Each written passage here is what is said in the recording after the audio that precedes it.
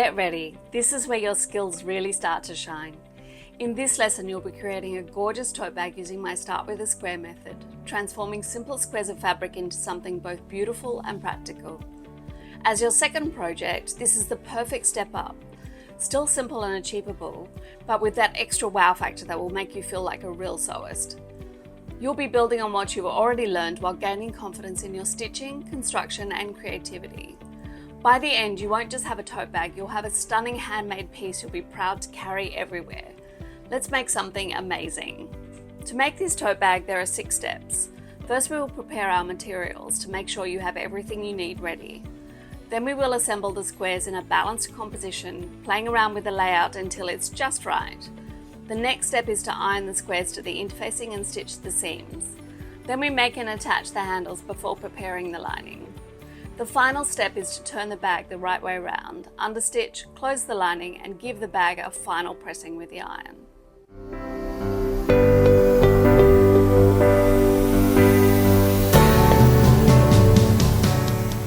I have pre-cut my squares ready for assembly using the roller cutting method in Module 2. I've chosen a spot theme in a variety of colours to create something colourful but also unified by the common design. So now for the fun part of arranging the squares in a pattern that is balanced and pleasing to the eye. So to start, I'm going to lay out my squares in any pattern on top of the interfacing just to get them on the table before I work on the composition.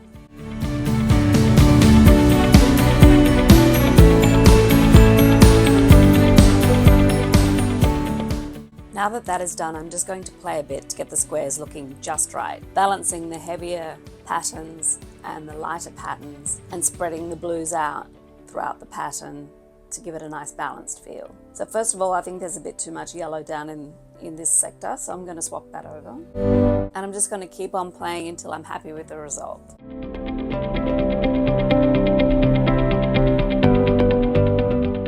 I think that's working well. I like that pattern. I took out the black piece because I thought it was a bit too heavy for this pattern. I'm happy with that. I think I'm going to go to the ironing board with this now.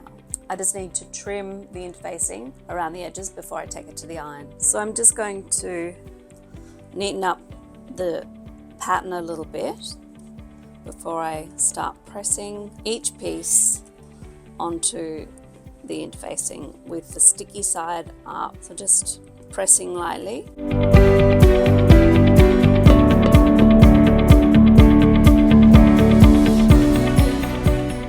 Now we just repeat for the other side. So I did the exact same pattern on the other side with the interfacing, and now we have our 2 pieces ready to sew together. So now we take our patch piece and fold at the edge of the square and stitch down this line a 5mm seam. We do that for all of the seams. So now that I've sewn all the seams, I'm just going to get pair of scissors and cut open the seams so that I can iron them flat before stitching in the other direction. So we do that to all the seams that you've just sewn. So now we take our patch piece, half sewn, and turn it over the other side and press those seam allowances out flat, so that when we sew in the opposite direction, it will sit really nice and flat.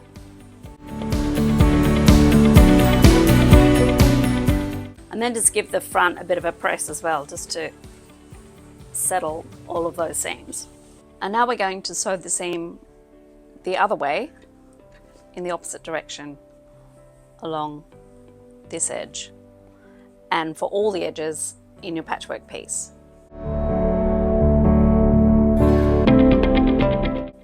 Now that we've sewn up the other side, we're going to do the same thing with the scissors, opening up the seams and then ironing them flat. Now that we have our 2 patch pieces with the seams all nice and flat, we're going to put them right sides together and stitch along the sides, along the bottom and along the other side, leaving a gap at the top.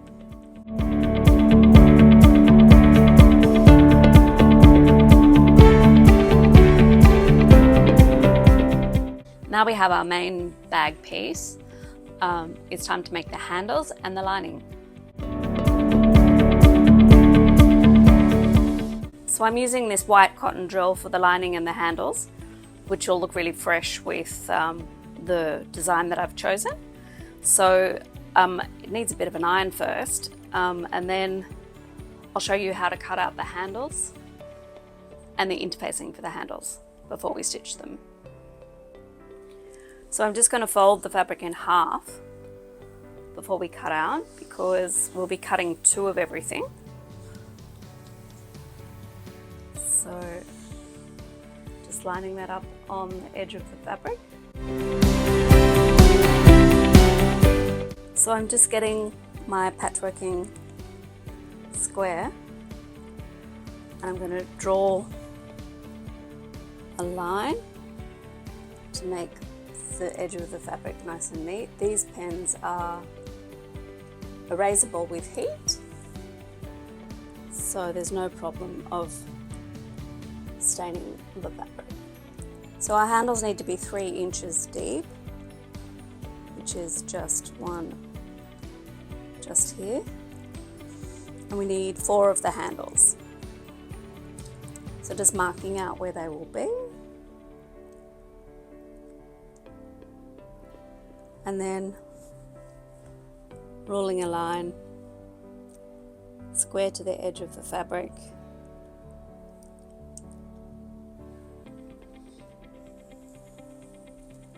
This will be our cutting line. So I need 4 pieces, 2 for each handle, because we're going to sew them together to make a sort of a sausage. Okay, there we go. So we just cut those out. So I get a sharp pair of scissors and cut along those lines. I'm cutting the whole length of the fabric because we can adjust the size that we want the handles to be later on.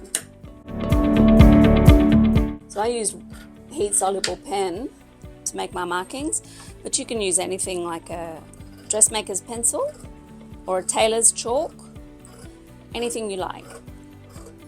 I just like these pens because they're handy and they give a nice sharp line. Okay, there are 4 pieces for the handles. Now, while I've got the fabric on the table, I'm going to cut out my lining at the same time. And that's much simpler because there's no measurement involved. We just need to get our patchwork and treat it as a template and cut around the edges. Because the lining will be exactly the same size as the main body of the bag. I'm leaving a little bit more room for seam allowance, but the inside of the bag doesn't need to be that precise.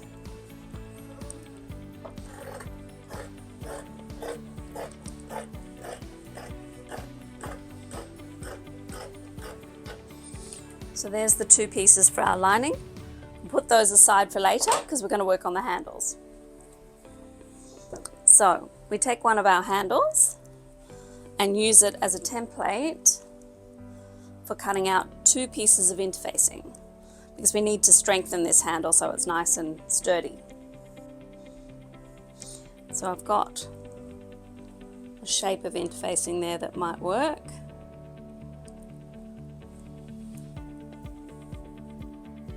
This has been cut into so many times, this piece. And you can patch your interfacing using several pieces to do the one job. I'll show you what I mean in a minute, because I think I'm going to have to do it with this one. So there's our interfacing with the straight edge. Just need to get one of these pieces and measure out one length, but we need 2 pieces of interfacing, 1 for each handle. So I'm just going to cut the rest of this piece up into strips and we'll make do with what we have for the interfacing and patch it a little bit. So I'm just going to keep cutting pieces of interfacing until we have enough for one handle and then the other handle. The reason that I patch the interfacing is that it's quite expensive, this stuff, and it can really add a lot of cost to your budget if you're on a budget. So patching interfacing using little pieces when it's something like this is actually a really economical idea.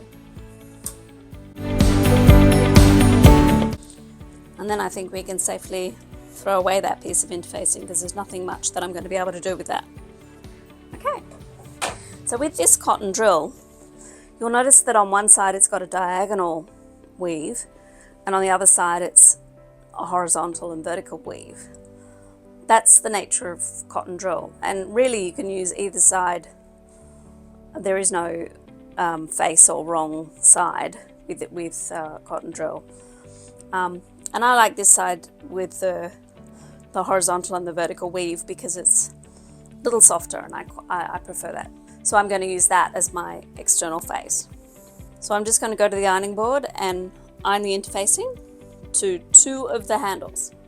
So now we have 4 handle pieces, 2 with interfacing, and we're going to stitch one to the other, work out what the right side is. We'll put the right side up, and it looks like we're just going to have to trim some of that interfacing off.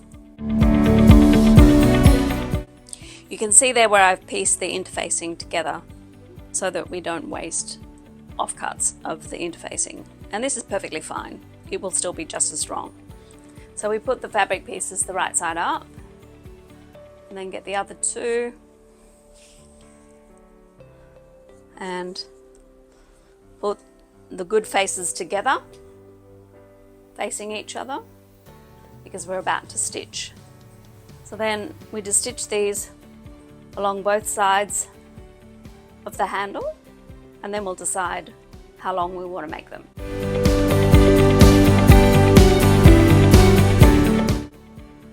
So now we have 2 open-ended sausages in this white fabric, and we're going to use a tool called a bodkin, which looks like this. It has some teeth at one end and then a slide at the other end to tighten. So what we do is hook the bodkin onto one of the sides of the sausage and tighten it as far as it will go so that it's nice and tight. And then you sort of muscle it around a bit and pull the fabric up and start pushing that piece with the bodkin on it down the sausage. So we're turning it out on itself. And it takes a while just to get the first little bit happening. But once it starts, it's pretty smooth sailing. Now the bodkin's nice and long so you can keep pushing. But you can see what I'm doing here when I'm pushing and pulling the fabric onto itself so that we can turn it out and have a nice finish on the other side. So now the bodkin is well and truly in. You can start pushing even more and pulling that fabric around. Sometimes I think there's got to be a better way than this, but it's a very slow process. The bodkin is through to the other end, so now it's just a case of pulling the whole sausage and there we go. The sausage is now inside out, all the right way around. take the bodkin off and do the second one.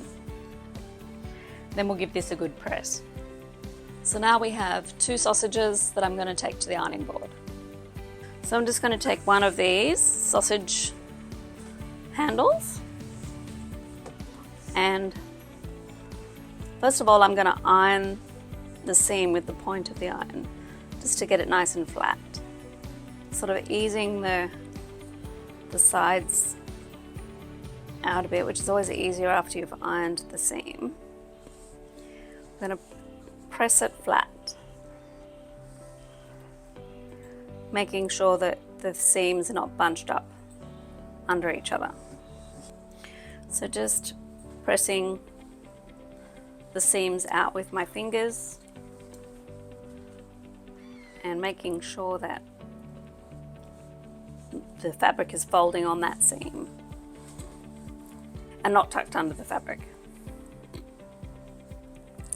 So I have 2 handles ready for top stitching. We're going to top stitch them along the edge here, about 3 millimeters away from the edge, and another one on this side as well, just to make it nice and neat. So I'm back at the sewing machine and I'm just going to top stitch the edge of these.